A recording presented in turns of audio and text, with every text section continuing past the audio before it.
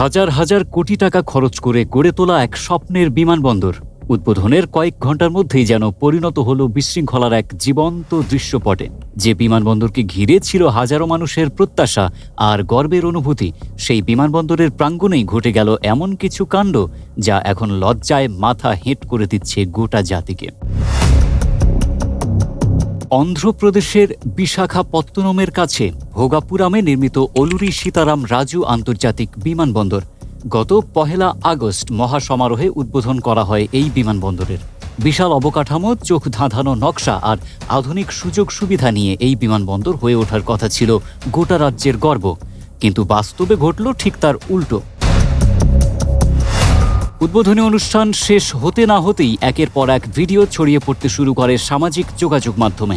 প্রকাশ্যেই দেখা যায় বিমানবন্দর চত্বর সাজাতে যত্ন করে লাগানো গাছপালা মুহূর্তের মধ্যে উপড়ে ফেলছেন দর্শনার্থীরা। কেউ কেউ দামি টব সহ গাছ তুলে নিয়ে সরাসরি তুলে দিচ্ছেন নিজেদের গাড়ি কিংবা মোটর বাইকে।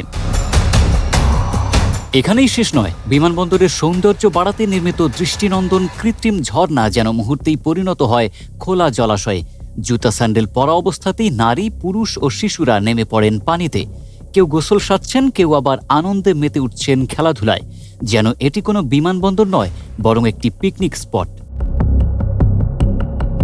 এই দৃশ্য দেখে হতবাক নেটিজেনরা। সামাজিক যোগাযোগ মাধ্যমে বইছে তীব্র সমালোচনার ঝড়।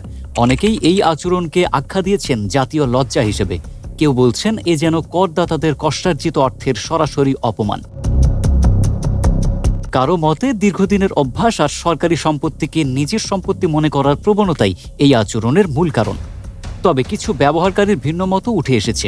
তাদের প্রশ্ন, জনসমাগমের সঠিক ব্যবস্থাপনা না থাকাই কি এই বিশৃঙ্খলার একটি কারণ? যদিও অধিকাংশের মতে পরিস্থিতি যাই হোক, সরকারি অবকাঠামো ও জনসাধারণের সম্পত্তি রক্ষার দায়িত্ব প্রত্যেক নাগরিকেরই। উল্লেখ্য, ভাইরাল এই ভিডিওর তথ্য মূলত সামাজিক যোগাযোগ মাধ্যমের একটি পোস্ট থেকে সংগৃহীত, যা এখনও স্বাধীনভাবে যাচাই করা সম্ভব হয়নি। তবে বিতর্ক যতই হোক, থেমে নেই বিমানবন্দরের কার্যক্রম। আগামী 17 আগস্ট থেকেই এই বিমানবন্দর থেকে শুরু হচ্ছে বাণিজ্যিক ফ্লাইট চলাচল, যা উত্তর উপকূলীয় অন্ধ্রপ্রদেশের বিমান যোগাযোগে বয়ে আনবে নতুন দিগন্ত।